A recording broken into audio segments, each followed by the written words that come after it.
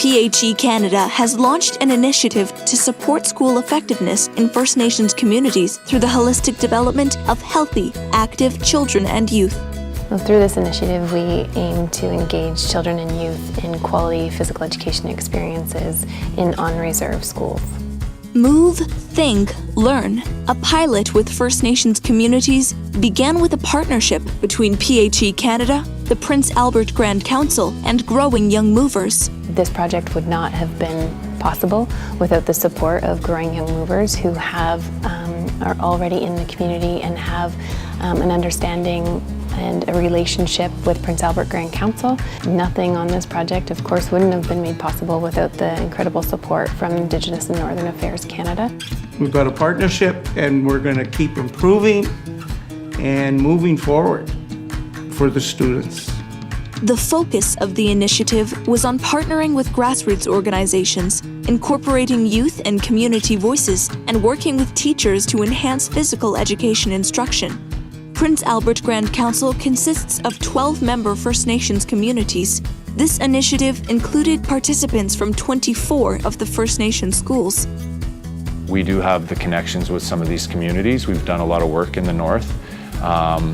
And I think it's important to ethically have those relationships. You can't just come in and say, hey, we want to do some research, we want to offer some workshops.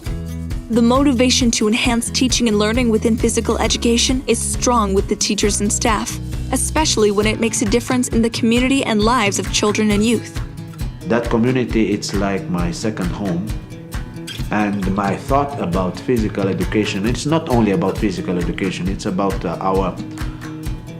our job is to make a small difference in the community life and the kids' life. The initiative was launched with an in-person workshop to introduce participants, the partners, and to learn about physical literacy concepts, the Move, Think, Learn resources, and an intergenerational teaching strategy. Participants were then asked to use the resources and apply their knowledge in their schools and provide feedback. So we really want to work with the physical education teachers and physical activity leaders in the communities to support quality physical activity experiences for the kids. So we're just showing them a different way to do physical activity. The Move, Think, Learn resources move participants through various tactics and activities using small-sided games. They are designed to get the children and youth to think, using what is referred to as tactical talk. Finally, they participate in activities that are closer to the true version of the game, demonstrating what they have learned. So we are working with children and youth to try and foster stronger movement skills within them and stronger game strategies and stronger problem-solving skills. But within that problem-solving, for example, there's a cognitive aspect. So it's not just having them, play a game. They're thinking along the way. The resources are linked to the curriculum nationally, making it easy for teachers to implement. The moving part is easy for the kids because they're moving and they're having fun, they're engaged and everything like that. But so when I stop it and I get them to reflect a little bit and say, okay, think about it. What are we learning? What's the purpose of this lesson? What's the objective of this lesson? And then they start, and I see light bulbs. And then they start talking. Slowly I started to implement some games and I saw that they reacted well and they were more involved in physical education class. So I found that, it's a great solution for me, and I started to apply more and more. The games can be modified to give children and youth the opportunity to try different versions of the game. If you're a physically active kid, an athlete, a natural athlete, you're going to excel at anything you do with equipment. But with those kids that come to us that don't necessarily have those skill sets, I think this is a great opportunity for them to excel in their own capabilities, in their own spaces, in their own times. The initiative also encourages an intergenerational approach by using children and youth to support with the planning and implementation. And the younger students are responding really well to the older students too, and listening and respecting. An important part of the initiative was providing community support grants to each of the schools to purchase the equipment necessary to implement the resources. We want to buy more equipment that's safer for the kids. And on top of that, we want to get more footwear for the kids that don't have footwear. The students and the adults will have some activities to do and have some money for material. And a lot of schools don't have that money for material, and we're lacking in material. Being able to buy enough bean bags and scarves and all that kind of equipment is really important. So now the teachers of those grades have equipment to use with the younger kids. Site visits were conducted to several of the communities involved in the initiative. The goal was to observe the teachers implementing the resources and instructional strategies and examine modifications that would be culturally appropriate for First Nations communities. What works in one community may not necessarily work somewhere else.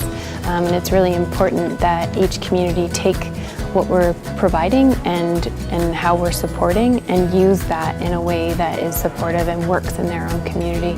Use it, change it, whatever you need to do to make it work. Participants were then brought back together for another workshop, where we can kind of unpack it again and say what worked, what didn't work, where would we want to be from there. The initiative also included a research component to gather evidence to inform decisions moving forward. The research examined the capabilities, opportunities, and behavior that occurred as a result of the initiative. You know, certain children and youth that were always kind of on the sidelines, not super involved. But now the way these games are set up, they feel more welcomed, they want to get involved. Suddenly all the kids was involved, even ones who usually are doing anything in a physical education class, and I was very happy with that. Opportunities are very hard to come by up here, and I think this is a great place to start, and I hope it continues for years to come. Children and youth also had the opportunity to share their experiences. It was fun. Cool. I think today was cool. You have to be teammates on it. Like the part where we have to pick up the balls and put them in the cup. That's the part where we have to hurry up before the person that's running back and forth gets points. So it's like we're helping each other. The comprehensive approach used throughout the initiative introduces an effective model in supporting and working with First Nations communities to improve school effectiveness, leading to healthy, more active children and youth. We had challenges with kids sitting on the side and had no clue of what we were teaching until we approached it and demonstrated it. And then that's when you started seeing kids getting off the bench and, hey, I want to try it, or hey, this is new, or I can do this, which is the main thing we wanted. And it'd be really beneficial for the administration to see how great this project is, this pilot project. Like, they need to see themselves how important it is for the school and the students. I just want to see students keep coming to the gym and not wanting to leave. I think that's success. To learn more about PHE Canada, the Move, Think, Learn resource series, and this initiative, visit phecanada.ca.